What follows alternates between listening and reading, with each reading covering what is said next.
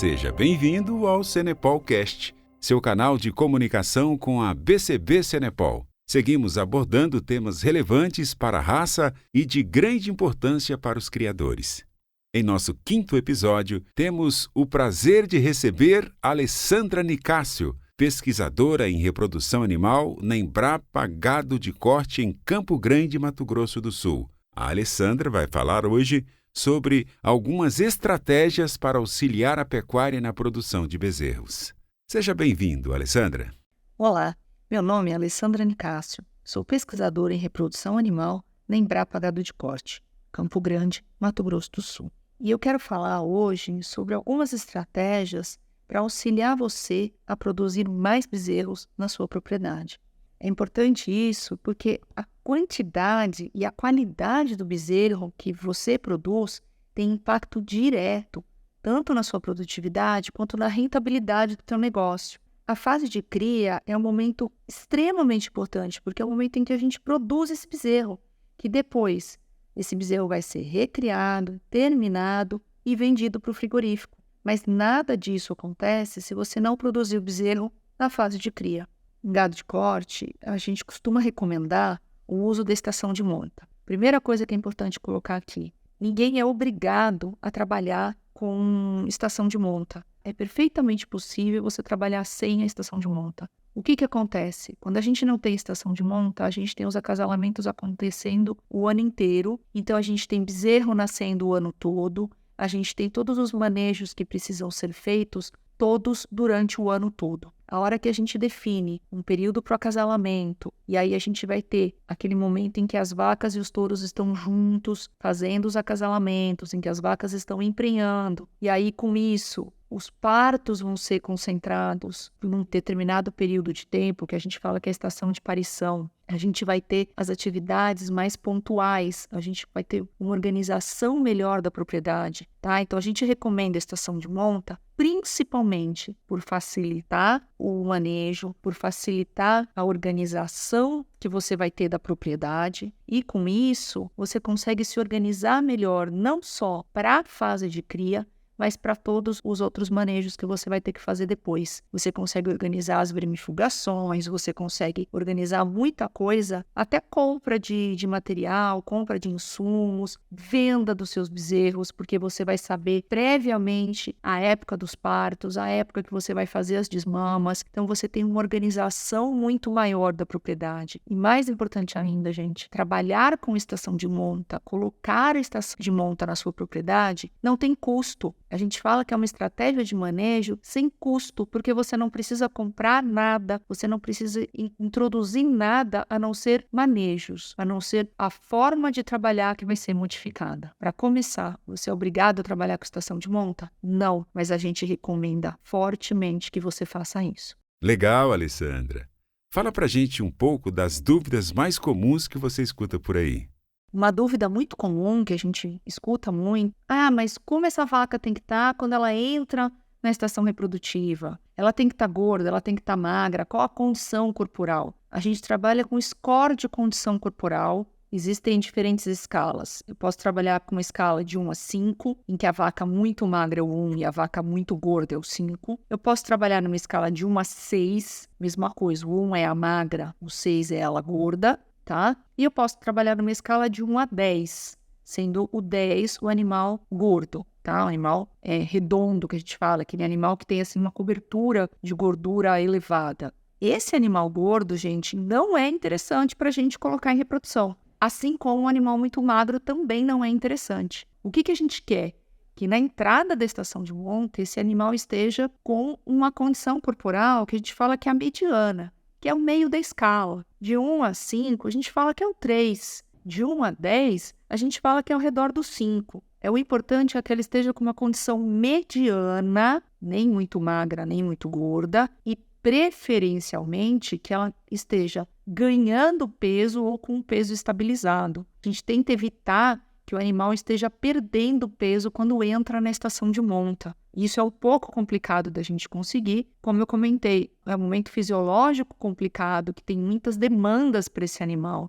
É comum no pós-parto o animal perder peso, e é mais fácil a gente fazer essa vaca emprenhar quando ela volta a retomar o peso dela. Qual a condição que ela tem que entrar na estação de monta? É uma condição mediana, numa escala de 1 a 5, a gente fala que é o 3, tá bom? Interessante, Alessandra. Queremos saber mais. 2 pontos bastante importantes quando a gente fala de estação de monta são a duração e o momento de fazer essa estação de monta.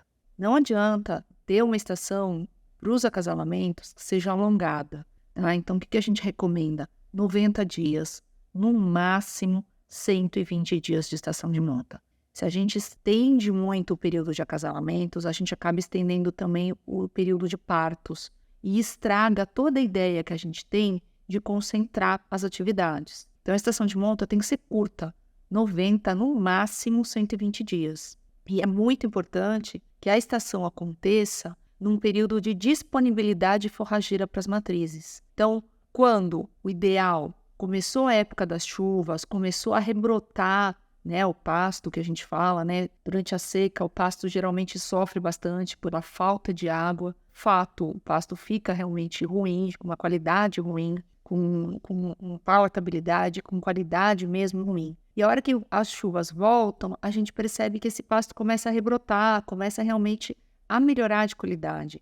E esse é o momento da gente fazer a estação de monta, quando tem disponibilidade de forrageira para a vaca. Por quê? Em geral, essa vaca está no período pós-parto, então ela tem uma necessidade nutricional elevada, especialmente pensando na lactação, porque ela provavelmente, se ela está no pós-parto, ela tem um bezerro ao pé, então ela precisa amamentar, né, esse bezerro, ela precisa fornecer o leite desse bezerro e precisa voltar a ciclar e emprenhar novamente, porque é isso que é a estação de monta, é o momento em que ela vai emprenhar novamente. Então, nutricionalmente, é um momento muito complicado, é um momento que ela realmente tem uma demanda nutricional muito grande. Então, é importante que esse animal tenha acesso à forrageira, tá bom? Ótimo, entendido. Mais algum ponto importante que esteja em pauta nesse momento?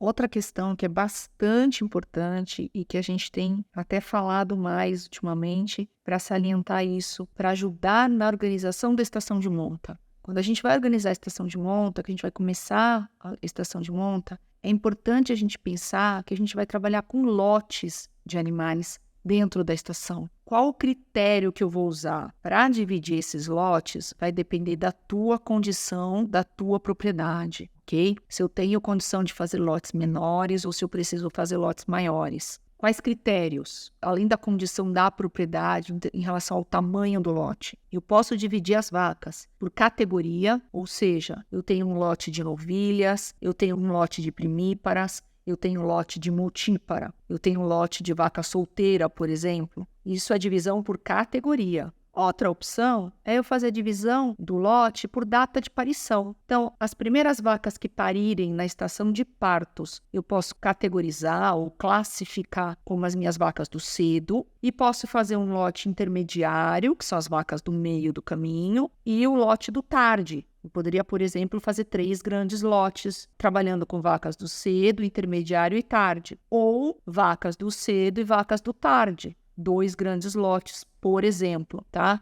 Não se prendam da quantidade de lotes, mas sim no tipo de divisão. Vou dividir por categoria, considerando se ela é novilha, se ela é multípara, ou vou dividir por época de parição. É interessante esse tipo de divisão por vários motivos. Quando você divide por categoria, você pode fazer manejos, especialmente manejos nutricionais, voltados para aquela categoria. Especialmente quando a gente fala da primípara. A primípara é um animal que, em geral, ela precisa de um aporte nutricional um pouco melhor. Então, eu posso, por exemplo, pegar o lote das primíparas e colocar um pasto melhor. Isso é uma opção que você pode fazer. É uma estratégia de manejo que você pode fazer. Outra consideração importante, quando a gente pensa nas vacas do cedo ou vacas do tarde. A vaca do cedo, em geral, gente, ela é a vaca mais fértil. Tá? As vacas que conseguem conceber primeiro e que elas vão parir primeiro na estação de partos, essas vacas são mais férteis.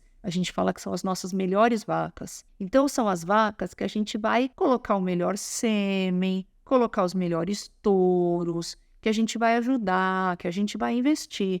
A vaca do tarde, ela já não é tão fértil. Então, a gente já não vai fazer tanto investimento nessa vaca do tarde. Ou, se você quiser fazer um investimento maior, entenda, você tem um risco maior dessa vaca não entregar o bezerro que você está querendo. Que bom saber. Falando de novilhas e vacas, quais são as particularidades de cada uma dessas categorias?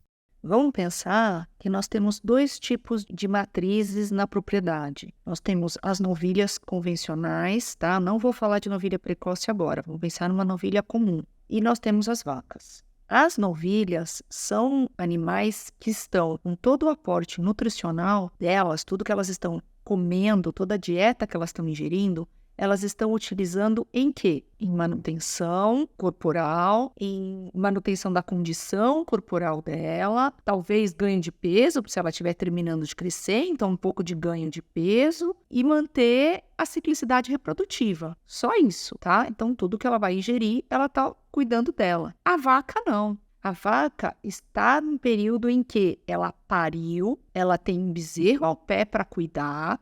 Para esse bezerro, então, ela tem que produzir leite, entregar esse leite constantemente, porque o bezerro está ali com ela, demandando esse leite o tempo inteiro. Ela precisa ter a evolução uterina, que a gente fala que é retornar o útero dela à condição anterior à gestação, e ela precisa voltar a ciclar, então ela precisa retomar a ciclicidade ovariana para que ela possa manifestar cio, para que ela possa ser emprenhada novamente e produzir mais um bezerro para o ano seguinte. O aporte nutricional que esse animal tem, ele é dividido em todas essas funções, tá? Ela gasta, digamos assim, ela investe tudo que ela está ingerindo em manutenção dela mesma, em lactação, em recuperar a questão reprodutiva dela. Então, esse animal tem uma necessidade nutricional. Se ele tem essa necessidade nutricional, gente, de onde ela vai retirar isso? Logicamente é da pastagem, porque a fase de cria é toda feita em pastagem, sistema extensivo, é assim que a gente trabalha no Brasil, ok? Então, esses animais em reprodução precisam de uma condição nutricional adequada.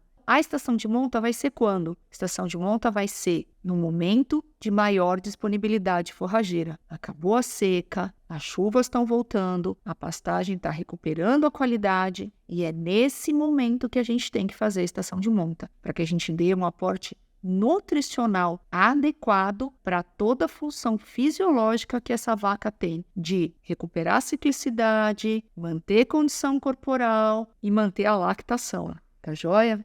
Muito obrigado, Alessandra. Só temos a te agradecer pela participação. Nós, da ABCB Senepol, através do Senepolcast, valorizamos muito este tipo de conteúdo. Um conteúdo que visa o sucesso do criador. Em breve, divulgaremos a segunda parte da sua entrevista. Muito obrigado, Alessandra. Só temos a te agradecer pela participação. Nós, da BCB Senepol, através do Senepolcast, valorizamos muito este tipo de conteúdo. Um conteúdo que visa o sucesso do criador. Em breve, divulgaremos a segunda parte da sua entrevista.